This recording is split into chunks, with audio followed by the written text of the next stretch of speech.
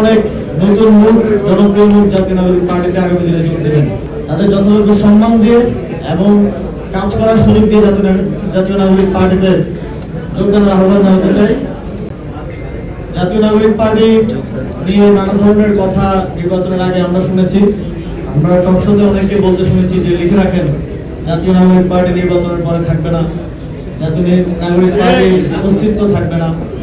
কিন্তু নির্বাচনের পর আমরা দেখছি যে বিরোধী দল হওয়া সত্ত্বেও বাংলাদেশের জনগণের প্রতি, বাংলাদেশের মানুষের পক্ষে রাজনীতি করে যাওয়ার ফলে এবং জনগণের প্রকৃত প্রতিনিধিত্ব করার সক্ষমতার ফলে বিরোধী দল হওয়া সত্ত্বেও জাতীয় নাগরিক পার্টিতে জোয়ার চলছে এবং সারা দেশের চিন্তাশীল যত রাজনৈতিক ব্যক্তিবৃন্দ আছেন এবং অনেকেই যারা ইতিপূর্বে রাজনীতির সাথে জড়িত ছিলেন না, তারা নতুন করে রাজনীতি করার প্রেরণা পাচ্ছেন, জাতীয় নাগরিক পার্টিতে যোগ দিচ্ছেন।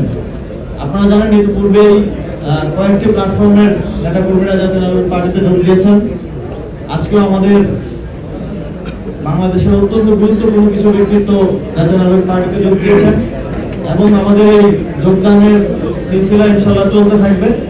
আমাদের আরো অনেকের সাথে আলোচনা চলছে, আরো অনেক নতুন মুখ, জনপ্রিয় মুখ জাতীয় নাগরিক পার্টিতে আগামী দিনে যোগ দেবেন। আমরা ফ্যাসিবাদের সাথে জড়িত নয়, গণহত্যার সাথে জড়িত নয়, এমন যে কারোর জন্য জাতীয় নাগরিক পার্টির দরজা সবসময় উন্মুক্ত থাকবে এবং তাদেরকে আমরা তাদের যথাযোগ্য সম্মান দিয়ে এবং কাজ করার সুযোগ দিয়ে জাতীয় নাগরিক পার্টিতে যোগদানের আহ্বান জানাতে চাই।